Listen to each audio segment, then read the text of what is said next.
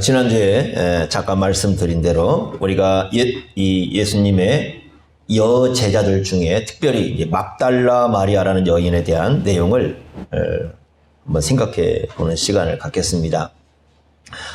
성경에 이 마리아라는 이름이 여러 나옵니다. 우리가 잘 알듯이 예수님을 잉태하고 낳은 어머니가 이제 마리아입니다. 아마 베다니의 그 나사로 그 누이가 마리아입니다. 우리가 이제 성경 마가복음을 쓴 마가 있는데 그 마가의 어머니도 마리아입니다. 그러니까 참 많이 나와요, 마리아는 이름이. 그런데 우리에게 잘 알려진 또 한 사람의 이름이 바로 이 막달라 마리아입니다. 이 막달라 마리아는 참 중요한 그런 여인입니다. 한번 그 여인에 대해서 우리가 좀 보도록 하겠는데, 먼저 우리가 이 막달라 마리아에 대한 몇 가지 오해, 그러니까 지난주에 이제 두 가지 얘기했었는데 좀 더 넓혀서 한 세 가지 정도 오해를 좀 풀어놓고 시작을 하겠습니다. 첫 번째 오해는 뭐냐면 막달라 마리아를 예수님의 아내라고 보는 그 오해입니다. 이게 어디서 나오는 오해냐면 2003년도에 댄 브라운이라는 사람이 쓴 다빈치 코드라는 소설이 있습니다. 그러니까 추리 이제 소설에 속한 소설인데 소설입니다. 그러니까 그걸 여러분 잘 알고 읽으셔야 됩니다. 다빈치 코드는 역사적 사실을 다룬 게 아니라 소설이에요. 이제 그 소설인데 거기에 보면 마리아를 예수님의 아내로 이렇게 소개를 해놓고 있습니다. 예수님과 마리아가 은밀하게 결혼을 해가지고 이 사라라는 딸까지 나왔다. 이제 그렇게 써놨어요. 그 레오나르도 다빈치의 그 최후의 만찬이라는 그림을 이렇게 보여주면서 그 예수님의 오른쪽 그 옆에 있는 사람, 그 사람이 막달라 마리아다 이렇게 얘기합니다. 전혀 사실에 근거하지 않는 이 소설입니다. 소설을 쓴 겁니다. 그걸 우리가 그대로 믿으면 안 되는 거죠. 소설은 믿는 게 아니겠죠. 더군다나 이 댄 브라운의 그 다빈치 코드는 영지주의 영향을 좀 받았습니다. 영지주의라는 건 뭐냐면 이 하나님이 사람이 될 수 없다 이렇게 생각을 합니다. 왜 그러냐면 이 사람의 이 몸은, 사람의 육체는 열등하고 사람의 몸은 악하기 때문에 어떻게 하나님이 이 사람의 몸을 가질 수 있느냐. 그러니까 예수님이 사람이라고 한다면 예수님은 하나님일 수 없다. 이렇게 생각을 하는 거죠, 영지주의자들은. 근데 그 영향을 받아서 쓴 소설이 이제 다빈치 코드라고 볼 수가 있습니다. 나이로도 말이 안 됩니다. 왜 그러냐면 누가복음 8장 2절 3절 지난주 우리가 봤던 그 말씀 보면은 그 예수님을 섬겼던 그 여인들 이름이 나오지 않습니까? 근데 그 중에 여러분 한 그 여인이 헤롯의 청지기 구사의 아내 요한나입니다. 이제 우리가 생각할 게 뭐냐면 요한나의 나이가 몇 살쯤 되었을까? 왜냐하면 거기에 나와 있는 막달라 마리아의 나이는 우리가 잘 모를 수 있어요. 그런데 이제 조금 생각해 볼 수 있는 건 누구냐면 바로 그 헤롯의 청지기인 구사의 아내 요한나의 나이입니다. 그러니까 헤롯의 청지기 정도가 되었을 정도의 직급이면 젊은 나이가 아니에요. 젊은 사람이 아니란 말이죠. 그래서 이제 어떤 분들은 나이가 한 그 요한나의 나이를 한 50쯤 이렇게 50대 정도로 이렇게 봅니다.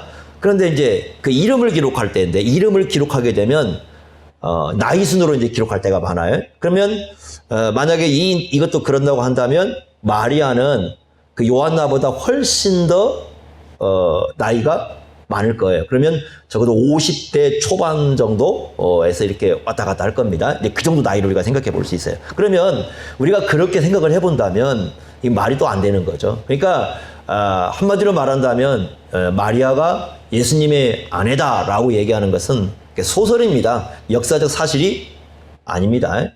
예수님은 결혼하지 않았고 아내를 둔 적도 없습니다. 이게 성경에서 이제 가르쳐 주신 거고, 두 번째는 뭐냐면 지난주에 이제 말씀드린 것처럼 마리아를 누구로 보는 겁니까? 창녀로 보는 겁니다. 매춘부로 보는 거죠. 이건 어떻게 해서 이제 그렇게 된 거냐면 이제 오해입니다. 성경에 대한 오해입니다. 누가복음 7장 그 37절에 나오는 우리가 지지난주에 한번 살펴봤던 내용인데 그 죄를 지은 한 여자 여러분 기억하시죠? 향유 부은 여인 기억하십니까? 향유 부은 여인이 나오는데 거기 보면 죄를 지은 한 여자, 그러니까 동네에서 죄인으로 알려졌다고 그랬습니다. 그랬을 때 이 여인을 막달라 마리아로 생각한 거예요. 성경에 전혀 이제 근거가 없습니다. 이거 그 여인이 막달라 마리아라는 근거 자체가 아예 없어요. 그런데 막달라 마리아로 생각을 하고 창녀로 이제 이렇게 생각을 해버린 겁니다. 이게 왜 이렇게 됐냐면 591년인데 591년에 그 로마 카톨릭의 그 교황이라고 불리는 그레고리 1세입니다. 그레고리 1세인데 그 그레고리 1세가 부활절날 설교를 할 때에 그렇게 설교를 한 거예요.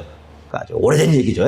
그래서 설교를 하니까 이제 그때부터 시작해가지고 이 막달라 마리아를 창녀로 이제 사람들이 오해를 한 겁니다. 그러니까 이건 뭐냐면 아주 전형적인 성경에 대한 오해입니다.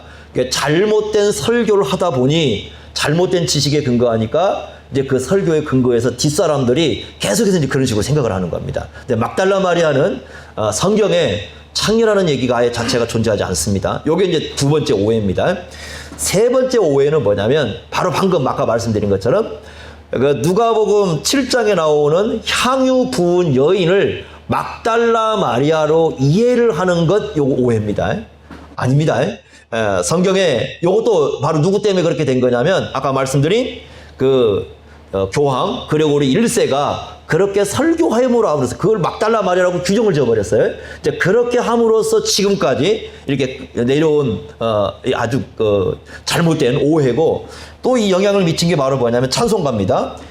211장 찬송가죠. 211장 찬송가에 보면 값비싼 향유를 주께 드린 그러면서 그 여자가 누구라고 나왔어요?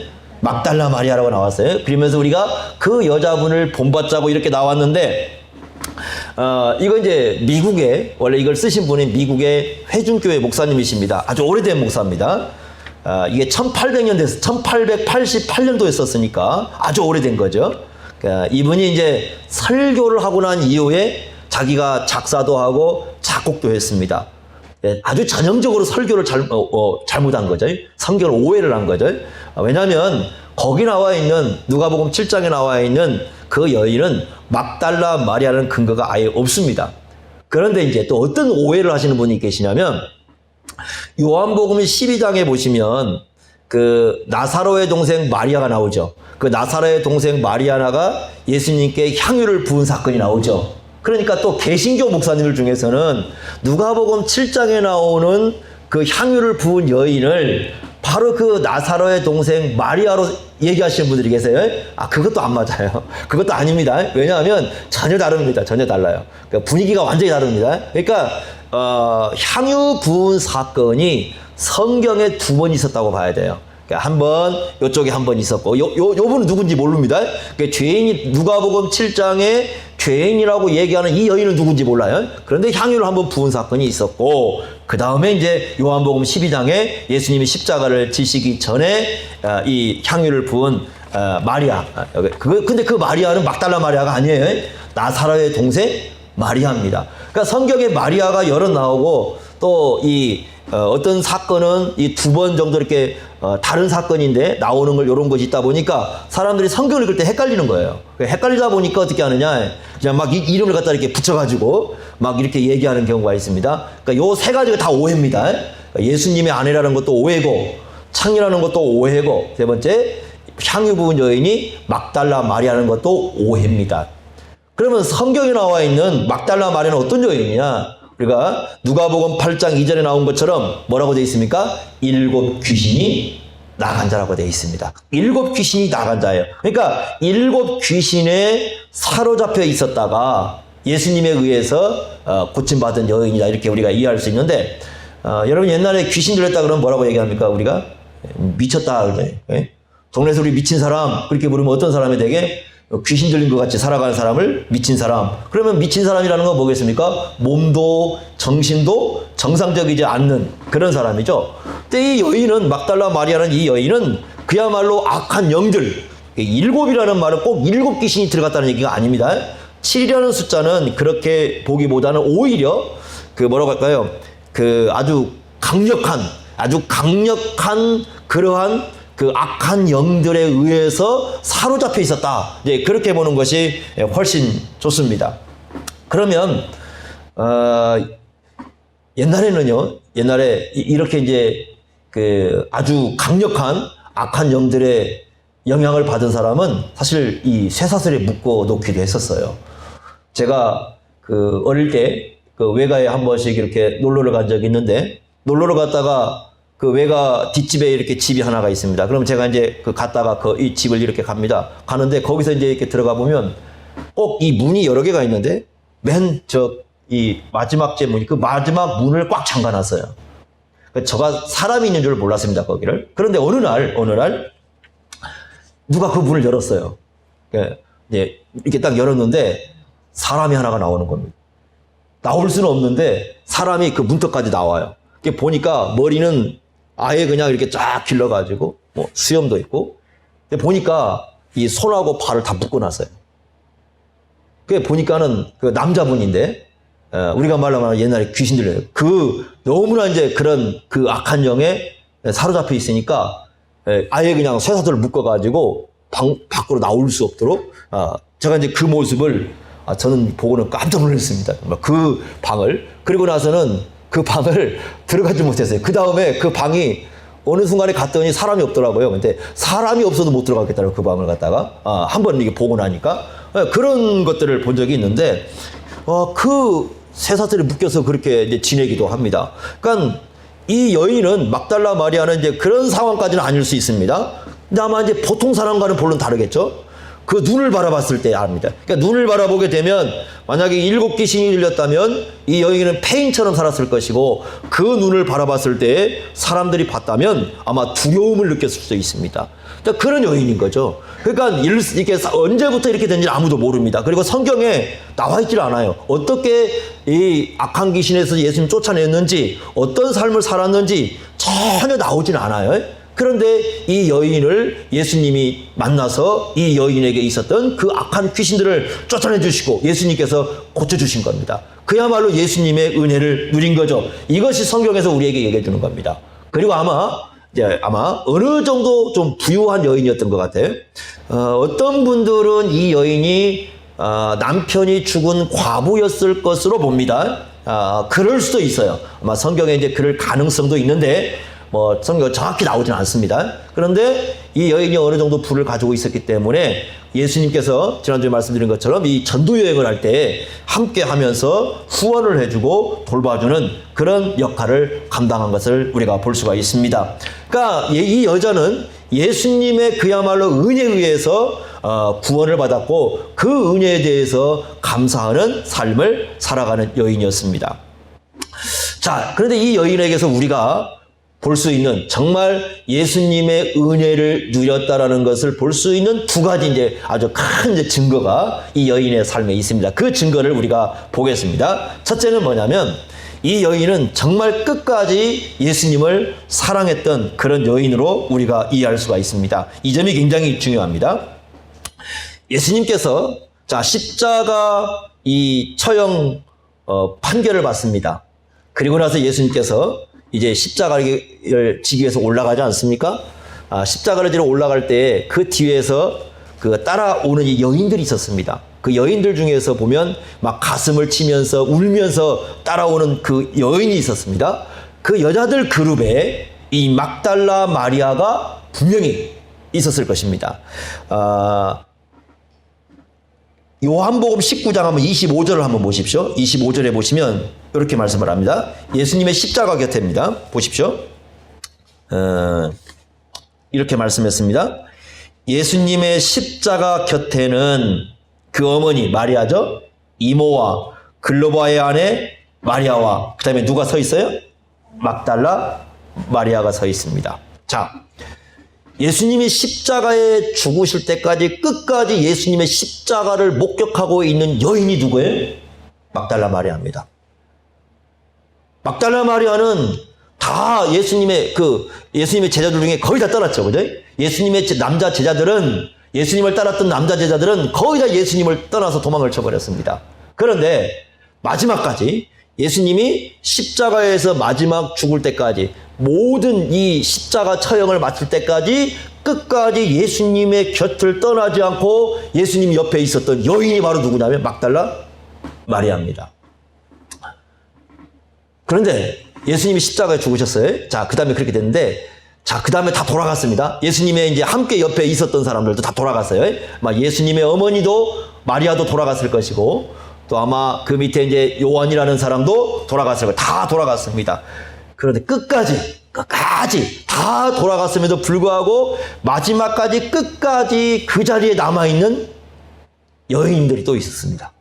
그게 어디 나오냐면 누가복음 23장 55절 56절에 나옵니다. 그러니까 왜 그렇게 나왔느냐? 이 여인들은 향품과 향유를 가지고 이제 예수님 앞에 마지막 최후의 모든 장례식까지 다 치르려고 마지막까지 남은 여인들이 있습니다. 그런데 그 여인들이 누구냐면 거기에 보면 갈릴리에서부터 온 여인이라고 돼 있어요. 그렇다면 그 여인 중에 누가 속할 수 있어요? 바로 막달라 마리아입니다. 자, 그럼 이렇게 볼 수 있습니다. 막달라 마리아는 끝까지 예수님의 십자가에 머물면서 예수님의 십자가의 처형을 마지막까지 지켜봤을 뿐만 아니라 심지어는 예수님의 시체를 넣어둔 무덤까지도 바라봅니다. 여러분, 예수님의 장사 지낸 사람이 두 사람이죠. 아리마대 요셉과 니고데모죠. 이 두 사람이 마지막 예수님을 장례를 지내는데 그 요셉이 자기가 어떻게 할지는 모르겠지만 자기가 죽으면 어쩌면 거기 묻히려고 했는지 모르겠지만 새로운 무덤을 하나를 만들어 놨어요. 새로운 무덤을 하나 만들어 놨는데 이제 그곳에 예수님을 이 장사를 지내는데 그 무덤이 어딘가까지 확인합니다. 마지막까지 확인하는 여인이 바로 누구였어요? 막달라 마리아입니다. 그래서 막달라 마리아는 이제 이 예수님을 한번 찾아가야겠다는 그런 마음까지 먹은 거죠. 그뿐만이 아닙니다. 이 안식 후 첫날, 즉 안식 후 첫날이 됐다는 것은 이제 안식일이 지나고요. 이제 우리가 말하는 지금 일요일입니다. 일요일인데 오늘 지금 주일 우리가 지키는 날입니다. 새벽에 이 막달라 마리아가 몇 여인들과 함께 예수님의 시체를 보기 위해서 가고 있습니다. 여러분, 오늘 말씀 보시면 20장 1절에 뭐라고 되어 있습니까? 안식 후 첫날 일찍이 아직 어두울 때에 막달라 마리아가 무덤에 와서 돌이 무덤에서 옮긴 것을 보았다, 이렇게 말씀하고 있는데 지금 이 안식 후 첫날 일찍 새벽에 일어나서 예수님의 시신을 보기 위해서 무덤을 향해서 가고 있습니다.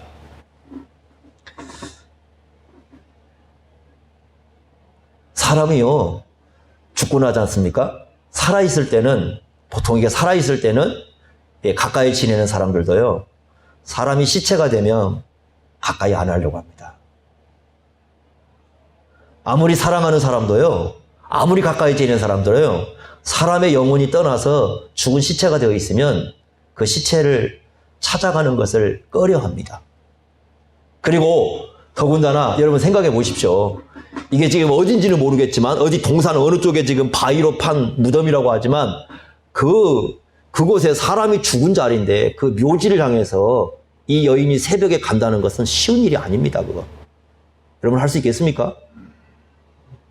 그런데 이 여인을 보면은 끝까지 그곳을 향해서 찾아가는 그런 모습을 볼 수 있습니다. 그래서 여러분 찬송가 211장에 이 막달라 마리아와 관련해서 뭐라고 얘기하고 있냐면 이렇게 얘기하고 있습니다. 마지막 그 후렴 구절에 보면 사랑의 주 내 주님 이렇게 돼 있어요.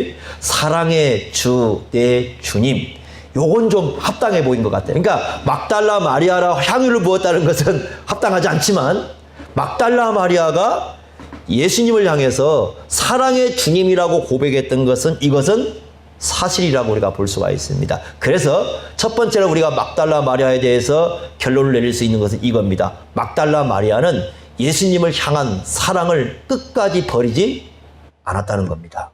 이 점이 귀한 겁니다. 예수님의 은혜를 누린, 예수님부터 사랑을 누린 막달라 마리아는 끝까지 예수님에 대한 사랑을 잃어버리지 않았습니다.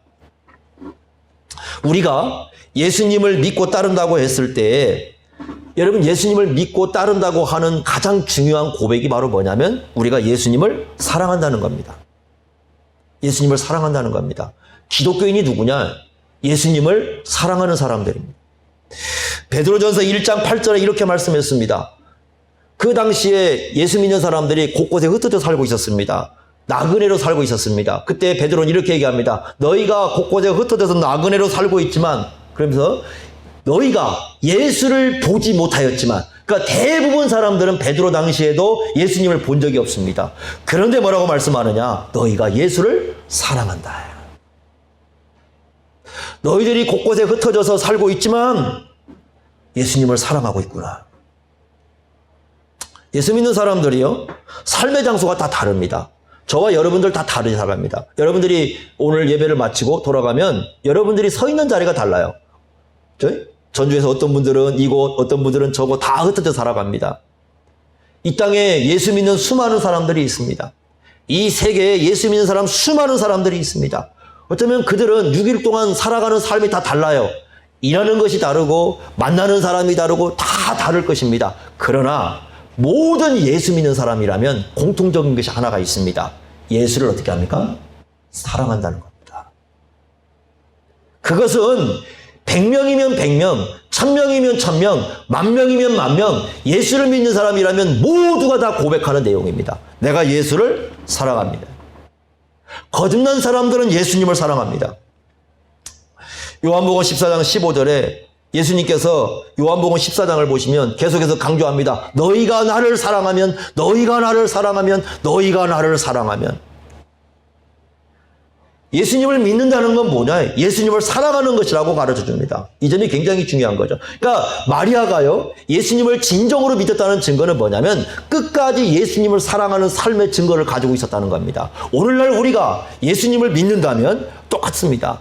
우리의 삶은 다르지만 한 가지 공통적인 건 뭐냐면 마리아가 예수님을 사랑했던 그 사랑을 우리도 마음속에 품고 예수님을 사랑하는 삶을 살아간다는 겁니다. 요한복음 21장에 보면요, 이 다 사랑 얘기죠. 요한복음 21장에 보면 베드로에게 예수님께서 질문을 합니다. 요한복음 21장 15절 17절 보시면 부활하신 예수님께서 시몬 베드로를 찾아오셔서 묻습니다. 우리 다 아는 장면입니다. 네가 나를 뭐하냐고 물어봐요? 사랑하느냐. 베드로는 뭐라고 답합니까? 자신이 주님을 사랑하고 있다고 답을 합니다. 그러니까 베드로는요, 이미 그 마음속에 예수님을 뭐하고 있었어요? 사랑하고 있었어요. 3번을 묻습니다. 네가 나를 사랑하느냐? 네가 나를 사랑하느냐? 앞으로 사랑할 것이냐고 묻는 게 아니에요. 앞으로 사랑할 것이냐? 그거 묻지 않습니다. 현재 갑자기 사랑이 생겼느냐? 그걸 물어보는 게 아니에요. 이미 베드로의 마음속엔 예수님을 뭐하고 있었어요? 사랑하고 있었어요. 이미 베드로의 마음속에 예수님을 사랑하고 있었습니다. 예수님께서는 그 베드로의 마음속에 예수님을 사랑하고 있는 마음을 다시 불러일으키는 겁니다. 그 예수님을 사랑하는 마음을 불러일으키고 난 다음에 하시는 말씀이 내 양을 먹여라. 네가 나를 사랑하는 그 사랑의 마음을 가지고 내 양을 돌보라고 예수님께서 말씀을 하십니다. 베드로는 이미 예수님을 믿는 순간부터 예수님을 뭐하고 있었어요? 사랑하고 있었어요. 예수를 믿는 모든 사람들은 예수님을 사랑하는 사람들입니다. 이것을 예수님께서 원하시는 거예요. 그런데 중요한 건 뭐예요? 베드로의 문제는 뭐였어요? 예수님을 사랑했지만 예수님을 사랑하는 것을 자신의 전 삶을 통해서 고백해내지 못했어요. 그 마음속에 예수님을 사랑하는 게 있었어요. 이미 예수님을 향한 사랑이 마음속에 있었지만 그 예수님을 사랑하는 마음을 그의 삶을 통해서 드러내지 못하고 있었습니다. 제자였지만. 그러죠? 그런데 막달라 마리아는 어떻습니까? 예수님을 사랑하고 있었는데 그 사랑하는 마음을 어떻게 하고 있어요? 진짜 삶에서 드러내고 있었습니다. 요 점이 다릅니다. 막달라 마리아는 예수님을 사랑하는 마음을 삶 속에 드러냈지만 베드로는 예수님을 사랑하는 그 사랑을 마음속에 있었지만 그걸 드러내지 못하고 있었어요. 그때 예수님께서 베드로에게 요구한 게 바로 뭡니까? 너의 사랑을 어떻게 하는 겁니까? 삶 속에 드러내라는 겁니다. 그럼 우리에게도 마찬가지예요. 우리가 어떻게 그러면 여러분 지금 예수님을 사랑하는 것을 고백할 수가 있겠습니까? 에? 여러분 예수님 사랑하시는 거 맞죠? 맞습니까? 언제든지 여러분 예수님이 너 나를 사랑하느냐고 물었을 때 주님 제가 주님 사랑합니다 고백할 수 있죠? 예, 별로 저기 하는가 봐요. 근데 자 여러분 이거 고백 못하면 어떻게 되는 줄 아십니까? 고린도전서 16장 22절에 무서운 말씀이 있습니다. 만일 누구든지 주를 사랑하지 아니하면 저주를 받을지어다. 아주 무서운 말이죠, 그죠? 이게 고린도전서 16장 22절에 나온 말씀입니다.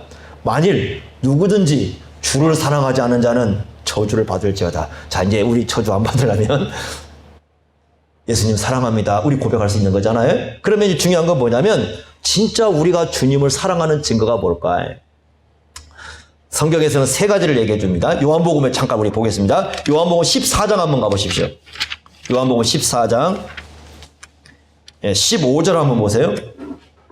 자, 15절 이렇게 말씀했습니다. 15절 같이 한번 읽습니다. 15절 시작. 너희가 나를 사랑하면 나의 계명을 지키리라. 21절 보세요. 21절 이렇게 말씀했습니다. 21절 나의 계명을 지키는 자라야 나를 사랑하는 자니. 예? 나를 사랑하는 자니. 23절을 보십시오. 23절 예수께서 대답하여 이르시되 사람이 나를 사랑하면 내 말을 지키리니. 24절 이렇게 말씀했습니다. 나를 사랑하지 아니한 자는 내 말을 지키지 아니하나니. 자, 첫 번째 예수님께서 강조하시는 예수님을 사랑하는 증거가 뭐예요? 예수님이 말씀하신 것을 따른다는 거죠. 예수님이 말씀하신 계명을 지키는 겁니다. 예수님이 말씀하신 그 삶, 예수님께서 이렇게 살으라고 말씀하신 그 삶을 따라가는 게 예수님을 진정으로 사랑하는 증거라는 겁니다. 사랑과 순종은 떼어날 수가 없습니다. 사랑과 순종은 떼어낼 수가 없어요. 여러분 이런 겁니다. 사랑이 없어 보세요. 사랑이 없으면요, 저 사람 얘기하는 거 듣기도 싫어요. 내 마음속에 누구에 대한 사랑이 없으면 그 사람이 하는 얘기 내 마음에 안 들어옵니다. 그러죠? 듣기도 싫어요. 그러나 우리가 누군가를 사랑한다면 어떻게 되겠습니까? 그 사람은 하는 얘기가 우리 마음속에 잘 들어옵니다. 예수님 말씀도 마찬가지예요. 예수님을 사랑하는 증거는 뭐냐면 예수님의 말씀이 우리 속에 들어올 뿐만 아니라 그 말씀을 따라서 살아가는 것이 증거라고 말씀합니다. 이게 첫 번째입니다. 두 번째는 뭐냐? 예수님을 사랑하는 두 번째 증거는 이겁니다. 그분이 사랑하는 것입니다. 예수님이 사랑하는 것을 우리도 사랑합니다. 네? 우리가 누군가를 사랑하지 않습니까? 그러면 그분이 사랑하는 것을 같이 사랑하게 돼요. 그러니까 희한하죠? 그러니까 사랑은 그렇게 되는 거예요. 그러니까 사랑은 일체감을 갖기 시작합니다. 그러니까 그분이 사랑하는 걸 같이 사랑하게 되는 겁니다. 고린도전서요 8장에 보면 아주 유명한 말씀 나오죠. 8장에 보면은 지식은 교만하게 하지만 사랑은 덕을 세운다 이렇게 말씀하지 않았습니까? 그런데 그 고린도전서 8장 3절에 이렇게 말씀했습니다. 또 누구든지 하나님을 사랑하면 그 사람은 하나님도 알아주시니라 이렇게 말씀했거든요. 그러면서 뭐라고 했느냐? 8장 11절에 그리스도께서 위하여 죽으신 형제를 소중히 여긴다는 거예요. 어떤 사람이? 하나님을 뭐한 사람이? 사랑하는 사람들. 왜요? 하나님이 사랑하는 사람들이거든요. 즉 하나님을 사랑하는 증거는 뭐냐면 하나님이 사랑하는 그 사람들을 사랑하는 거예요. 예수님께서 위하여 죽으신 형제는 하나님이 사랑하는 사람들입니다. 예수님이 위하여 피 흘려서 죽으신 그 형제가 하나님이 사랑하는 사람들인데 그 하나님이 사랑하는 사람을 소중히 여기는 사람이 바로 어떤 사람이에요? 하나님을 사랑하는 사람이라고 가르쳐 주십니다. 굉장히 중요한 거죠. 그런데 우리 이렇게 생각합니다. 그래요? 엄청난 사랑을 요구할 것 같죠? 그런데 에베소서 5장 25절에 보면 남편들에게 하시는 말씀입니다. 남편들에게 아내 사랑하기를 사랑하시고 교회를 위하여 자신을 주심같이 하라 이렇게 말씀합니다. 즉 이런 말씀입니다. 여러분 우리가 그 예수님께서 위하여 죽으신 형제를 사랑한다고 했을 때 우리는 사랑을 생각하면 막 저 멀리 생각을 해요. 인류를 사랑하고 저 온 세상을 사랑하고 막 이렇게 사랑하지 않습니까? 그런데 성경은 이렇게 말씀합니다. 가장 가까운 데 있는 사람부터 시작을 해요. 너하고 늘 만나는 사람, 날마다 만나는 사람, 그 사람을 진짜로 네가 사랑해야 된다. 하나님께서 위하여 사랑하는 사람, 위하여 죽으신 사람이 저 멀리 인류 생각하지 말고 가장 가까이 있는 사람한테 자기 자신을 줄 알아야 된다고 말씀을 합니다.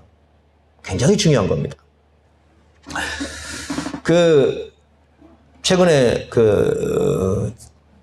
질서 너머라는 책을 썼나요? 그분이 이제 그 아주 유명한 심리학 교수입니다.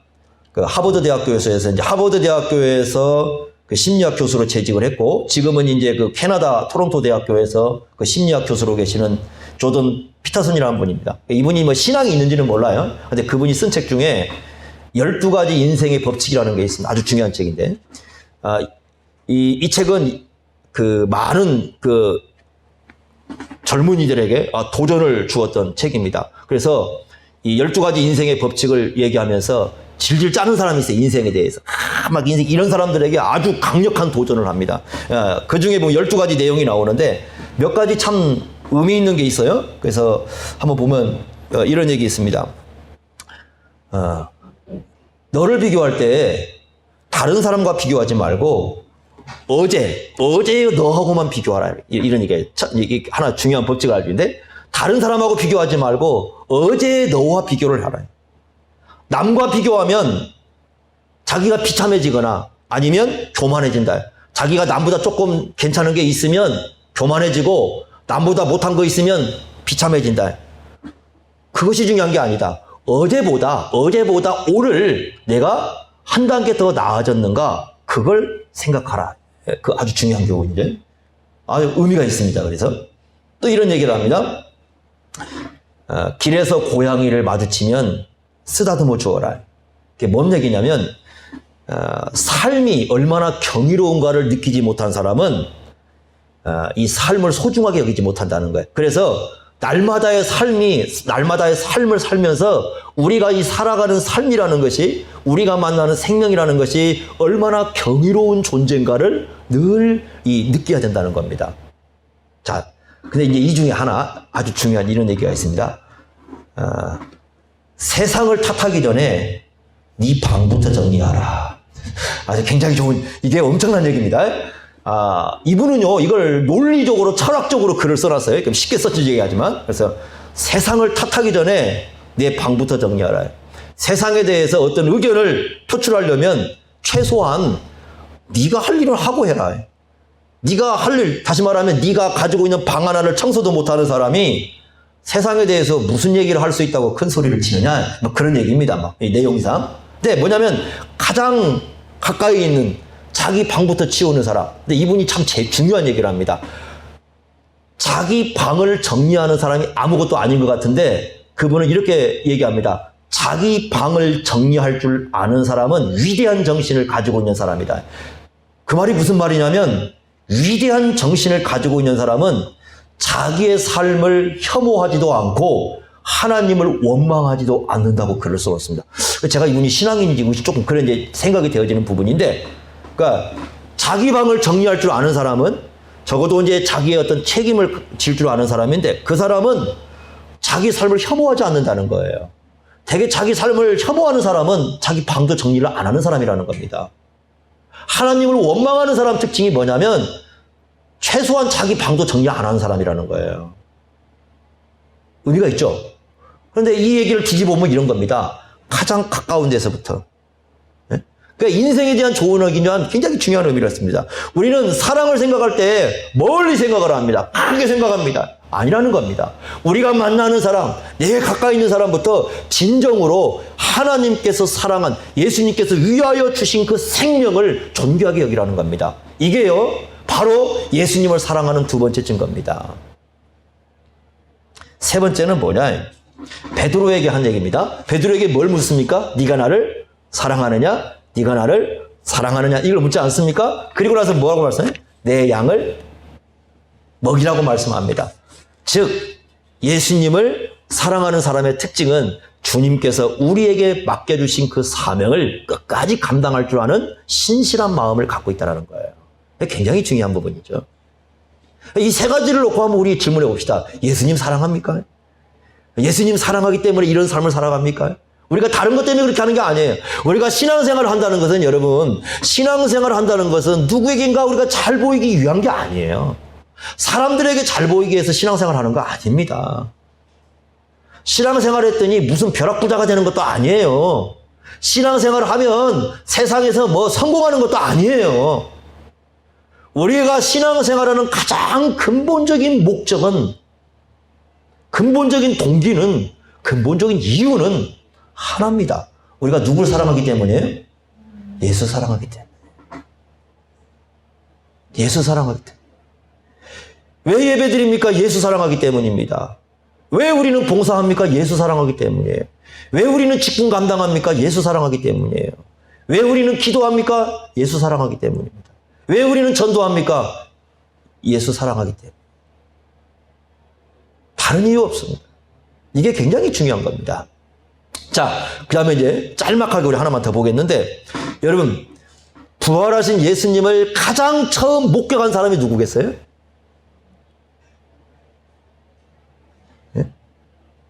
고린도전서 15장에 보면 누구라고 써놨냐면은 15장 5절에 보면은 예수님께서 부활한 예수님께서 자기를 처음 나타낸 사람을 개바라고 써놨어요. 개바. 베드로죠? 그런데 복음서는 모두가 다 공통적으로 누가 부활하신 예수님을 처음 만났어요? 막달라 마리아입니다. 그래서요, 막달라 마리아는 부활의 첫 증인입니다. 그리고요, 예수님이 부활했다는 걸 처음으로 전도한 사람도 누구냐면 막달라 마리아입니다. 자, 한번 어디 잠깐 보시냐면 20장 18절 한번 보십시오. 20장 18절 이렇게 말씀했습니다. 막달라 마리아가 가서 제자들에게 내가 주를 보았다 하고 또 주께서 자기에게 이렇게 말씀하셨다 이러니라. 그러니까 제자들에게, 예수님의 제자들에게 가서 부활하신 예수님을 만났다고 처음으로 전도한 사람이 누구예요? 막달라 마리아예요.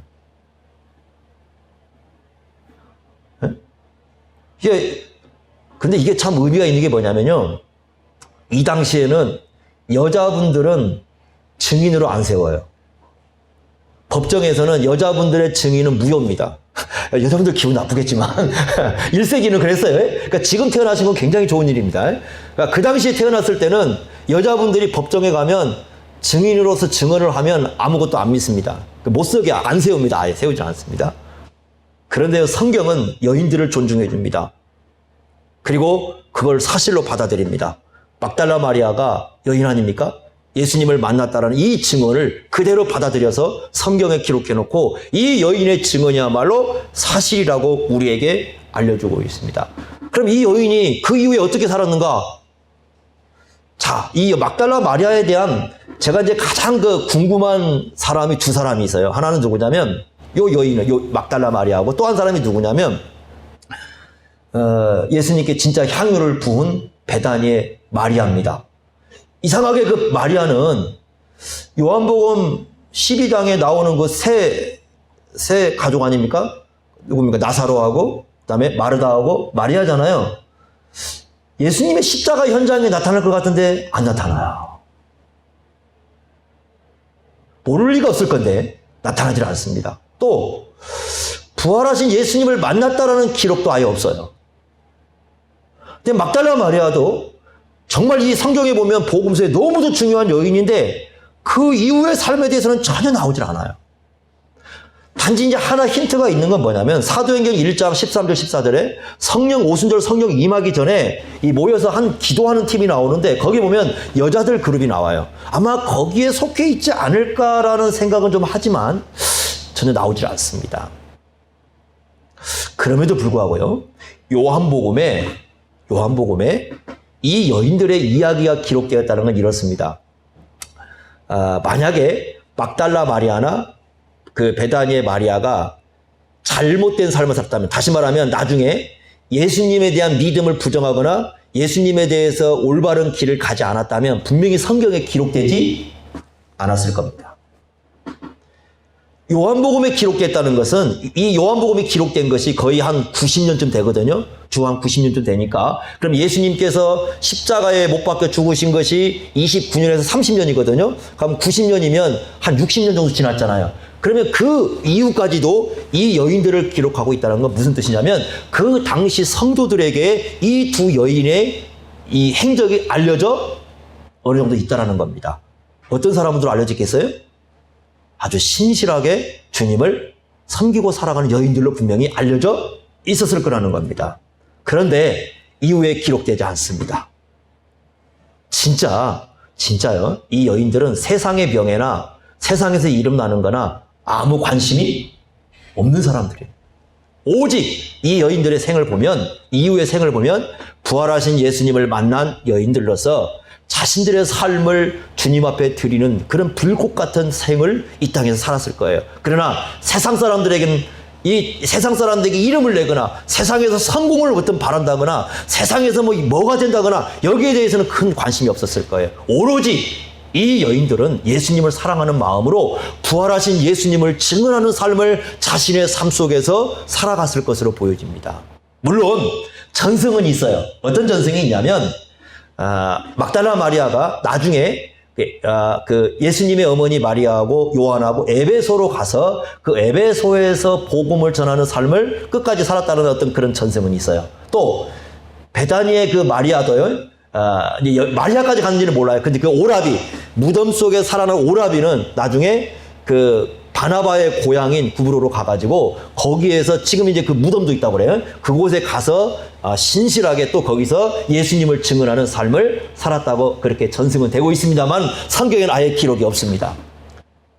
중요한 것은 여기서 끊어놓은 것은 뭐냐면 끝까지 아마 이 여인들의 생이 부활하신 예수님을 증언하는 삶을 이 땅에서 분명히 살았을 것인 것을 우리에게 여운을 남겨주고 있습니다. 뭐와 똑같은 거냐면 이와 똑같은 겁니다. 사도행전 28장에 딱 끝나잖아요. 딱 끝날 때 뭐라고 끝이 납니까 거기에? 뭐라고 끝이 나요? 사도 바울 그 이후의 생이 안 나오잖아요. 그런데 거기에 딱 이렇게 끝나는 거죠. 하나님 나라와 주 예수 그리스도를 전파하고 가르치는데 거침없이 이게 진행이 된다. 그걸로 딱 끝이 나거든요. 그러면 그 이후에 어떻게 살았던 겁니까? 나머지 생도 계속적으로 그런 삶을 살았다는 뜻이에요. 이 여인이 여기서 끝났다는 건 무슨 뜻이냐면 이 이후에도 계속적으로 어떤 삶을 살았다는 거예요? 바로 부활하신 예수 그리스도를 증언하는 삶을 살았다는 것입니다. 바로 이것이요, 이 막달라 마리아가 우리에게 너무도 중요한 여인인 거예요. 예수님을 만나고 나서요, 예수님의 은혜를 입고 나서 끝까지 예수님을 사랑했고, 그 다음에 부활하신 예수님을 만나고 나서 일생을 다하도록 그 부활하신 예수님을 증언하는 삶을, 정말 불꽃 같은 삶을 이 땅에 살았다는 거예요. 위대하지 않습니까? 만나보고 싶은 여인 아니겠어요? 안 그러겠어요? 만나보고 싶은 여인. 네? 여러분, 이 여인을 우리 찬송가에 본받자고 여러분 부르죠? 막달라 마리아 뭐해서? 찬송 부를 때 그렇게 부르잖아요. 막달라 마리아 뭐 하자고요? 본받아서. 이 여인의 본받을 것은 바로 이 사랑과 증인의 삶입니다. 기억하십시오. 여러분, 우리가 이 여인과 같은 예수님을 사랑하는 마음, 또 부활하신 예수님을 만나고 그 부활하신 예수님을 증언하는 삶, 이런 삶을 같은 우리가 삶을 이 땅에서 살아가야 된다는 것입니다. 그럴 때 막달라 마리아는 저와 여러분들에게 큰 의미로 오게 될 것입니다. 기억하시기 바랍니다. 기도하겠습니다.